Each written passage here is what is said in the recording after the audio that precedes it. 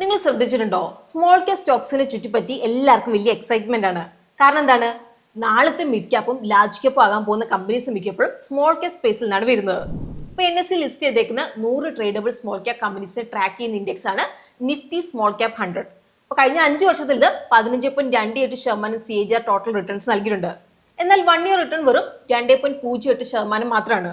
അപ്പോൾ വേറൊരു രീതിയിൽ നമ്മൾ പറയുകയാണെങ്കിൽ സ്മോൾ ക്യാപ് സ്പേസിൽ ഇപ്പോഴും അട്രാക്റ്റീവ് ആണ്. പക്ഷെ കറക്ഷൻ ഉള്ളതുകൊണ്ട് തന്നെ സ്റ്റോക്ക് സെലക്ട് ചെയ്യുമ്പോൾ നമ്മൾ കൂടുതൽ ശ്രദ്ധ വെക്കണം ഇവിടെ. ഏർണിംഗ്സിന് ഫ്രണ്ടിലും ബ്രോഡർ സ്മോൾ ക്യാപ് യൂണിവേഴ്സ് റിക്കവറിയുടെ ലക്ഷണങ്ങൾ കാണിച്ചു തുടങ്ങിയിട്ടുണ്ട്. NSEയുടെ റിവ്യൂ പ്രകാരം Q3 FY26 Nifty small cap 250 revenue 10% year on year revenue growth post ചെയ്തിട്ടുണ്ട്. അതുപോലെ തന്നെ പിന്നെ മീഡിയൻ റവന്യൂ ഗ്രോത്ത് 12% വരെ ഇംപ്രൂവ് ചെയ്തു. സോ ഇന്ന് നമ്മൾ സ്മോൾ ക്യാപ് ഗ്രോത്ത് കമ്പനീസ് ആണ് നോക്കാൻ പോകുന്നത്. ഇപ്പൊ സൈസിൽ ഇപ്പോഴും ചെറുതാണ്, പക്ഷെ മുന്നോട്ടേക്ക് പോകുമ്പോൾ ഗ്രോത്ത് ഉള്ള കമ്പനീസ് ആണിത്. എന്നാൽ ഇവിടെ നമ്മുടെ സ്റ്റോക്ക് സെലക്ഷൻ സ്ട്രിക്റ്റ് ആയിരിക്കണം. ഗ്രോത്ത്, മാർജിൻസ്, ക്യാഷ് ഫ്ലോ, അതുപോലെ വാല്യൂഷനിൽ ഫോക്കസ് ചെയ്തുകൊണ്ട് നമ്മൾ ആദ്യം നിഫ്റ്റി സ്മോൾ ക്യാപ് 100 യൂണിവേഴ്സിൽ നിന്നാണ് തുടങ്ങിയത്. അതിൽ നിന്ന് നെഗറ്റീവ് ഗ്രോത്ത് അല്ലെങ്കിൽ ഡിക്ലൈനിങ് ഏർണിംഗ്സ് ഉള്ള കമ്പനീസ് ആദ്യം ഒഴിവാക്കി. അതിനുശേഷം ഓരോ കമ്പനിയെയും നമ്മൾ ഗ്രോത്ത് അതിൽ ക്വാളിറ്റിയുടെ ബേസിൽ സ്കോർ ചെയ്തു. അപ്പൊ അതിനുവേണ്ടി sales growth, profit growth, ROCE, ROE, പിന്നെ CFO to EBITDA റേഷ്യോ ഉപയോഗിച്ച് മെഷർ ചെയ്ത് ക്യാഷ് കൺവേർഷൻ, ഈ ഒരു മെട്രിക്സ് ആണ് നമ്മൾ യൂസ് ചെയ്തത്.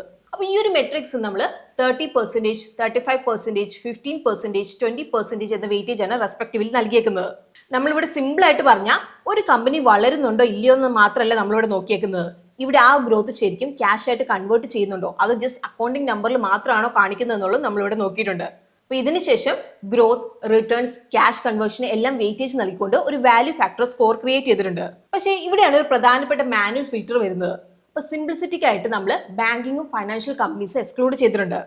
കാരണം ഇവരുടെ ബിസിനസ് മോഡൽ സാധാരണ കമ്പനിയിൽ നിന്ന് ഫണ്ടമെന്റലി ഡിഫറെന്റ് ആണ്. അപ്പൊ ഈ ഒരു കമ്പനീസിൽ CFO പലപ്പോഴും നെഗറ്റീവ് ആയിരിക്കാം. അപ്പൊ അതുകൊണ്ട് നോൺ ഫൈനാൻഷ്യൽ കമ്പനീസിന് ഇവാലുവേറ്റ് ചെയ്യുന്ന അതേ രീതിയിൽ ക്യാഷ് ഫ്ലോ നമുക്ക് ഇവാലുവേറ്റ് ചെയ്തിട്ടുണ്ടെങ്കിൽ തെറ്റായ കൺക്ലൂഷനിൽ എത്താൻ വേണ്ടിയുള്ള സാധ്യതയുണ്ട്. ഫൈനലി ഈ ഒരു പ്രോസസ് നമ്മൾ ഏകദേശം 15 കമ്പനീസ് ആണ് നമുക്ക് നൽകിയിട്ടുള്ളത്. ഇതിൽ നിന്ന് 5 കമ്പനീസ് നമ്മൾ ഷോർട്ട് ലിസ്റ്റ് ചെയ്തിട്ടുണ്ട്. അപ്പൊ ഈ ഒരു 5 കമ്പനികൾ സെയിൽസ് ഗ്രോത്ത്, പ്രോഫിറ്റ് ഗ്രോത്ത്, അതിൽ ക്യാഷ് കൺവേർഷൻ റിലേറ്റീവ്ലി കൺസിസ്റ്റന്റ് ആണ്. സോ ഇന്നത്തെ വീഡിയോയിൽ നമ്മൾ സ്മോൾ ക്യാപ് യൂണിവേഴ്സിൽ നിന്ന് 5 കമ്പനീസ് ആണ് നോക്കാൻ പോകുന്നത്. അപ്പൊ നമ്പേഴ്സ് ബേസ് ചെയ്ത് നോക്കുവാണെങ്കിൽ ഫാസ്റ്റസ്റ്റ് ഗ്രോയിങ്, അതിൽ ഹയസ്റ്റ് ക്വാളിറ്റി ബിസിനസ് ആണ്. So let's begin today's video.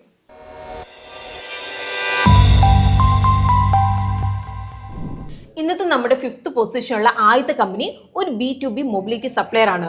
അപ്പൊ ഇന്ത്യയിൽ പല വെഹിക്കിൾ കാറ്റഗറീസിൽ ഡിഫറൻഷ്യൽ ഗിയർ സെഗ്മെന്റ്സിൽ ഇവർക്ക് 55 മുതൽ 90% വരെ മാർക്കറ്റ് ഷെയർ ഉണ്ട്.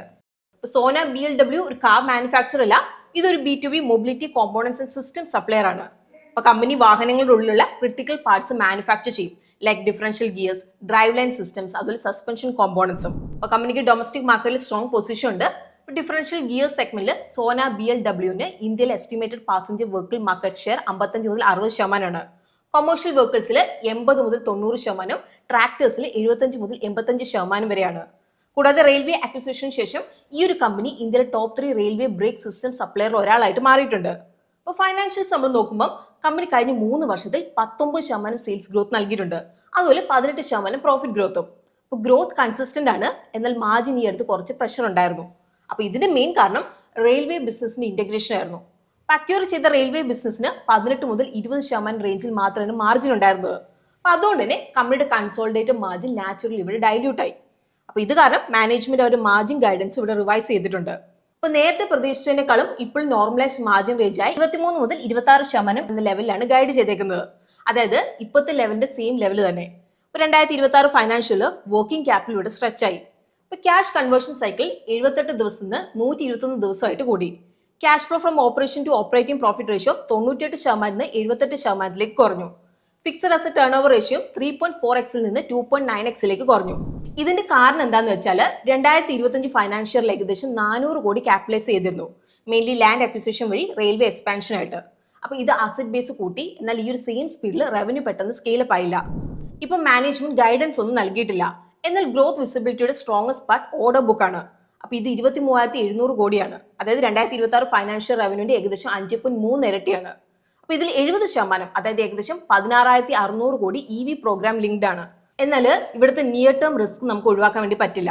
അപ്പൊ കൺസോളിഡേറ്റഡ് റവന്യൂന്റെ ഏകദേശം 50% ഇപ്പോഴും ടോപ്പ് 5 കസ്റ്റമേഴ്സ് ആണ് കോൺട്രിബ്യൂട്ട് ചെയ്യുന്നത്. അപ്പൊ അതുകൊണ്ട് തന്നെ കസ്റ്റമർ കോൺസെൻട്രേഷൻ റിസ്ക് ഉണ്ട്. അതിന്റെ ഒപ്പം റെയിൽവേ ബിസിനസിന്റെ ഇന്റഗ്രേഷൻ കാരണം മാർജിൻ കുറയുന്നത് നമ്മളിവിടെ ശ്രദ്ധിക്കേണ്ട ഒരു പ്രധാനപ്പെട്ട കാര്യമാണ്. ഇനി നമ്മുടെ ഫോർത്ത് പൊസിഷനിൽ വരുന്ന അടുത്ത കമ്പനി ഒരു digital advertising performance led business ആണ്. അപ്പൊ ഇവിടുത്തെ ഫോക്കസ് ആഡ്സ് കാണിക്കുക എന്നത് മാത്രമല്ല, ആ യൂസേഴ്സിന് ഒരു പേയിങ് കസ്റ്റമേഴ്സിലേക്ക് മാറ്റുക എന്നും കൂടിയാണ്. പാഫിൽ 3i ലിമിറ്റഡ്. പാഫിലിന് ഒരു സിമ്പിൾ ആഡ് കമ്പനി എന്ന് വിളിച്ചിട്ടുണ്ടെങ്കിൽ നമുക്ക് കുറച്ച് ഇൻകംപ്ലീറ്റ് ആയിട്ട് പോകും. ഇപ്പം ഒരു എക്സാമ്പിൾ നമ്മൾ പറയുകയാണെങ്കിൽ, ഒരു ക്വിക്ക് കൊമേഴ്സ് ആപ്പിൽ ഡൽഹി, മുംബൈ അതുപോലെ ബാംഗ്ലൂരിൽ നിന്ന് യൂസേഴ്സിന് ആവശ്യമുണ്ടെന്ന് നിങ്ങൾ കരുതുക. പക്ഷേ ജസ്റ്റ് ആപ്പ് ഡൗൺലോഡ് ചെയ്യുന്ന യൂസേഴ്സ് മാത്രമല്ല അവർക്ക് വേണ്ടത്, ആദ്യത്തെ പെയ്ഡ് ഓർഡറും പ്ലേസ് ചെയ്യുന്ന യൂസേഴ്സ് ആണ് അവർക്ക് വേണ്ടത്. പാഫിൽ അവരുടെ ഡേറ്റ, AI, ക്യാമ്പയിൻ ടൂൾസ്, പിന്നെ മീഡിയ നെറ്റ്വർക്ക് യൂസ് ചെയ്ത് കൺവേർട്ടഡ് യൂസേഴ്സിനെ അഡ്വർടൈസേഴ്സിന് ഡെലിവർ ചെയ്യും. അതിനുശേഷം കൺവേർഷൻസിന്റെ ബേസിലാണ് കമ്പനി റവന്യൂ ഏൺ ചെയ്യുന്നത്. അപ്പോൾ ഈ ഒരു മോഡലിനെ കമ്പനി CPCU, അതായത് കോസ്റ്റ് പെർ കൺവേർട്ടഡ് യൂസർ എന്നാണ് വിളിക്കുന്നത്. അപ്പോൾ ഇതാണ് കമ്പനിയുടെ മെയിൻ റവന്യൂ എഞ്ചിൻ. ഇപ്പോൾ 2026 ഫൈനാൻഷ്യലിലും കമ്പനിയുടെ 99% റവന്യൂ ഈ CPCU ലെഡ് മോഡലിൽ നിന്നാണ് വന്നത്. അപ്പോൾ ഇൻഡസ്ട്രി ഓപ്പർച്യൂണിറ്റിയും അത്യാവശ്യം വലുതാണ്.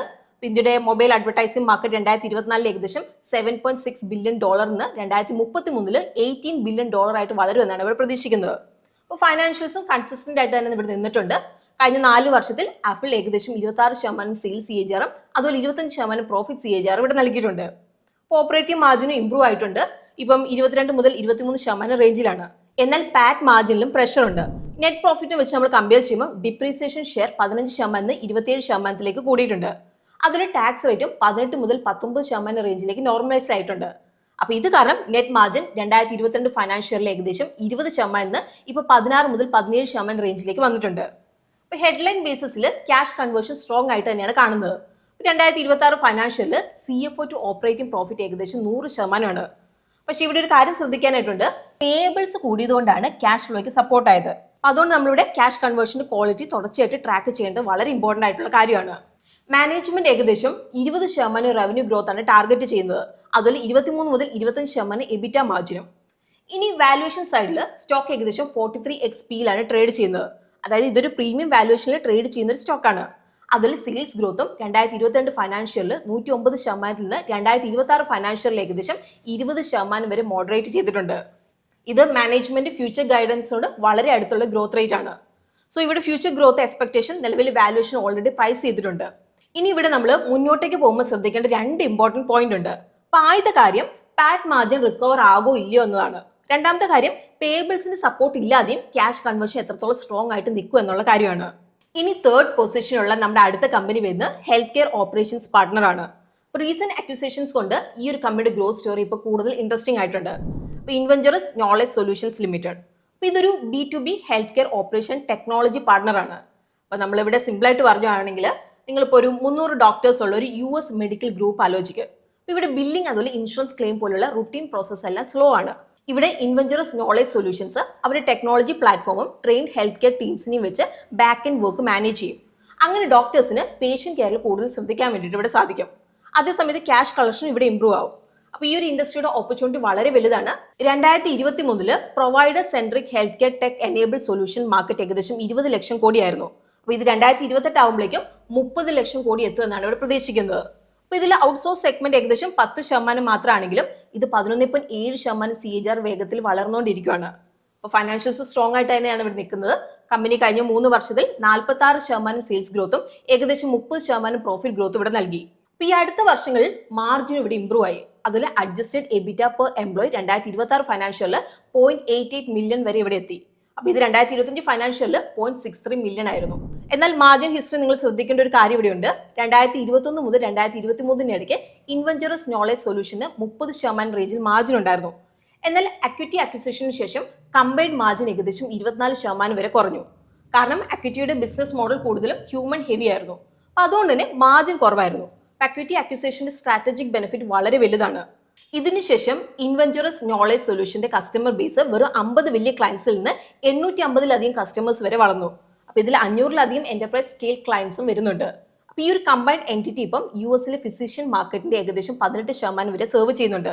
അപ്പൊ മാനേജ്മെന്റ് പറഞ്ഞിട്ടുണ്ട് 10 മുതൽ 15 വലിയ കസ്റ്റമേഴ്സ് കൺവേർട്ട് ചെയ്യുമ്പോൾ അടുത്ത 5 വർഷത്തിൽ അഡീഷണൽ 5000 മുതൽ 7000 കോടി റവന്യൂ ഓപ്പർച്യൂണിറ്റി ഉണ്ടാകുമെന്ന്. എന്നാൽ ഇവിടെ ശ്രദ്ധിക്കണം, കഴിഞ്ഞ 4 വർഷത്തിനിടയിൽ സെയിൽസിനേക്കാളും വേഗത്തിൽ റിസീവബിൾസ് ഏകദേശം 4 മടങ്ങ് വളർന്നിട്ടുണ്ട്. അതിൽ റിസീവബിൾ ഡേയ്സും 2026 ഫൈനാൻഷ്യലിൽ 74 ദിവസം വരെ ഇവിടെ കൂടിയിട്ടുണ്ട്. എന്നാൽ വർക്കിംഗ് ക്യാപിറ്റൽ ഇപ്പോഴും മാനേജബിൾ ആയിട്ടാണ് കാണുന്നത്. കാരണം CFO ടു എബിറ്റ കൺവേർഷൻ ഇംപ്രൂവ് ആയി, ഏകദേശം 80% വരെ എത്തിയിട്ടുണ്ട്. ഇവിടെ വലിയ റിസ്ക്കും ട്രിഗറും ഉണ്ട്. അതാണ് ട്രൂ ബ്രിഡ്ജ് എന്ന കമ്പനിയുടെ അക്വിസിഷൻ. ട്രൂ ബ്രിഡ്ജിന് ഏകദേശം 3200 കോടി റവന്യൂ ഉണ്ട്. അതുകൊണ്ട് തന്നെ ഈ ഒരു അക്വിസിഷൻ വിജയകരമായിട്ട് ഇന്റഗ്രേറ്റ് ചെയ്താൽ കമ്പനിയുടെ റവന്യൂ ബേസ് ഇരട്ടിയാവാം. എന്നാൽ ഈ ഒരു അക്വിസിഷൻ ഡെറ്റ് വഴിയായിരിക്കും ഫണ്ട് ചെയ്യുന്നത്. ഡെറ്റ് സൈഡിൽ കമ്പനിയുടെ ലിവറേജ് കുറച്ചിട്ടുണ്ട്, ഡെറ്റ് ഇക്വിറ്റി റേഷ്യോ നല്ലപോലെ താഴേക്ക് വന്നിട്ടുണ്ട്. എന്നാൽ അക്വിസിഷൻ ഫണ്ട് ചെയ്യാനായിട്ട് ഏകദേശം 5700 കോടി ഡെറ്റും കൂടി ഇവിടെ എടുക്കും.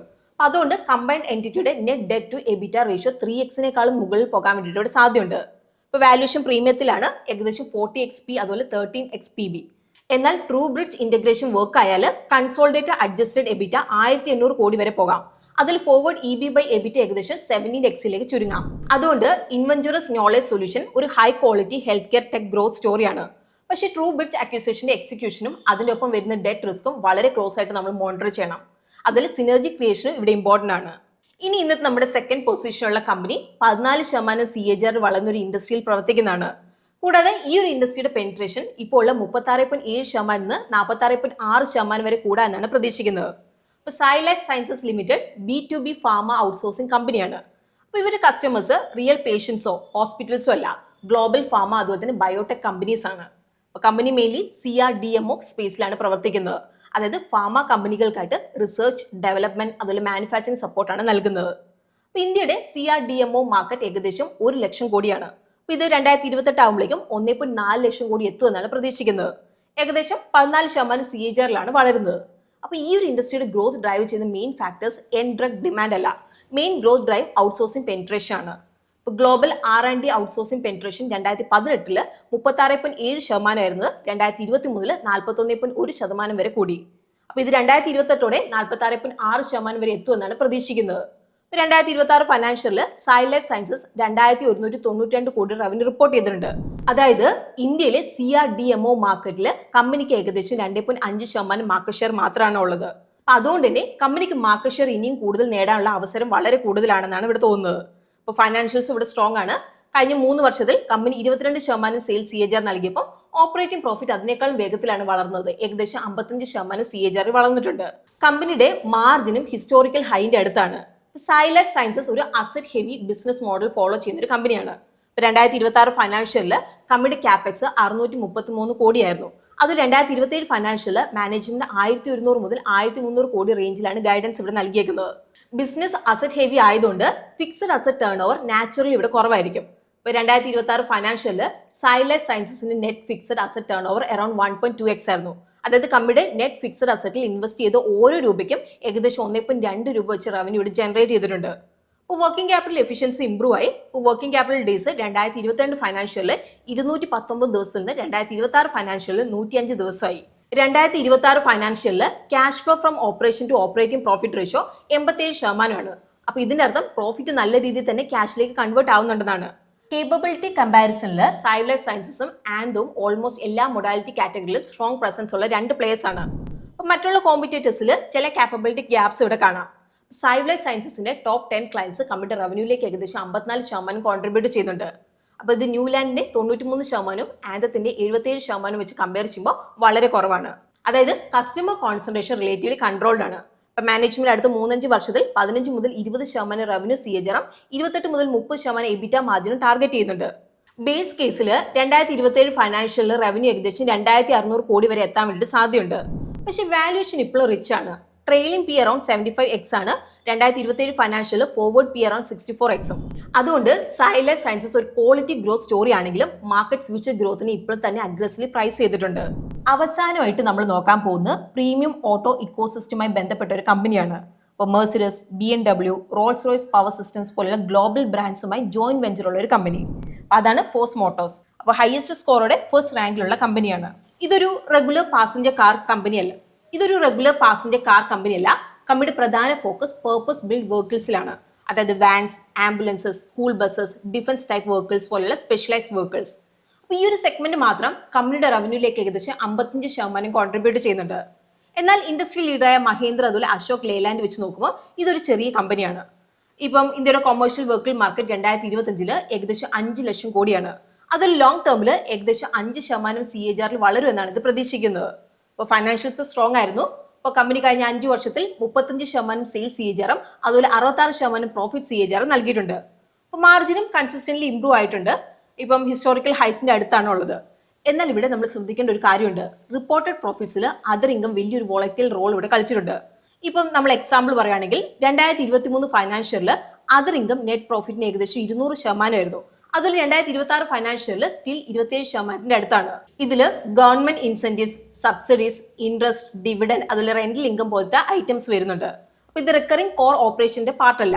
ഇപ്പൊ Q4 FY26 ഈ ഒരു ഇമ്പാക്ട് ക്ലിയർ ആയി കാണാൻ കഴിഞ്ഞു. ഇപ്പൊ സെയിൽസ് ഇയർ ഓവർ ഇയർ 8.2% വളർന്നു. പക്ഷേ അതർ ഇൻകം 90% കുറഞ്ഞു. കാരണം കഴിഞ്ഞ വർഷം വൺ ടൈം ഗ്രാൻഡ് ഇൻകം ഉണ്ടായിരുന്നു. അപ്പൊ അതുകൊണ്ട് മെയിൻ ബിസിനസ് നന്നായി പെർഫോം ചെയ്തിട്ടും നെറ്റ് പ്രോഫിറ്റ് 35.9% കുറഞ്ഞു. വർക്കിംഗ് ക്യാപിറ്റൽ സൈഡിൽ കമ്പനി സ്ട്രോങ് ആയിട്ടാണ് ഇവിടെ കാണുന്നത്.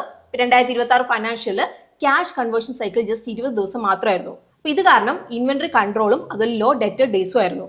അപ്പൊ ബാലൻസ് ഷീറ്റും ക്ലീൻ ആയി. 2022 ഫൈനാൻഷ്യലിൽ ബോറോയിങ്സ് 1069 കോടിയായിരുന്നു. അപ്പൊ ഇത് 2026 ഫൈനാൻഷ്യൽ ആയപ്പോഴേക്കും ഓൾമോസ്റ്റ് സീറോ ആയി. ഇപ്പം കഴിഞ്ഞ കുറച്ച് വർഷങ്ങളിൽ ഈ ഗ്രോത്ത് ഹെൽത്തിയാണ്.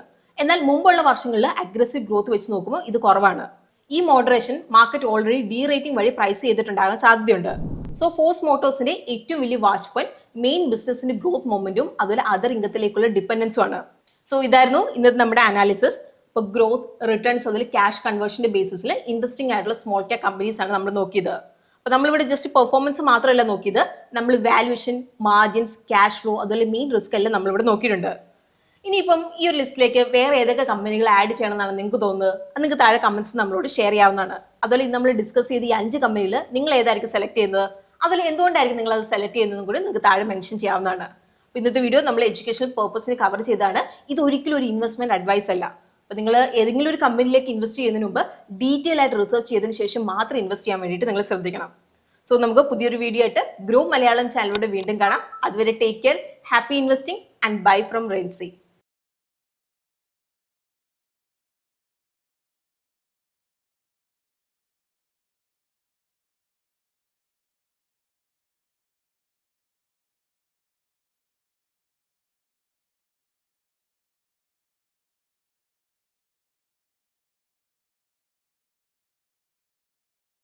Investment in securities market are subject to market risks. Read all the related documents carefully before investing. Please read the risk disclosure documents carefully before investing in equity shares, derivatives, mutual fund, and or other instruments traded on the stock exchanges.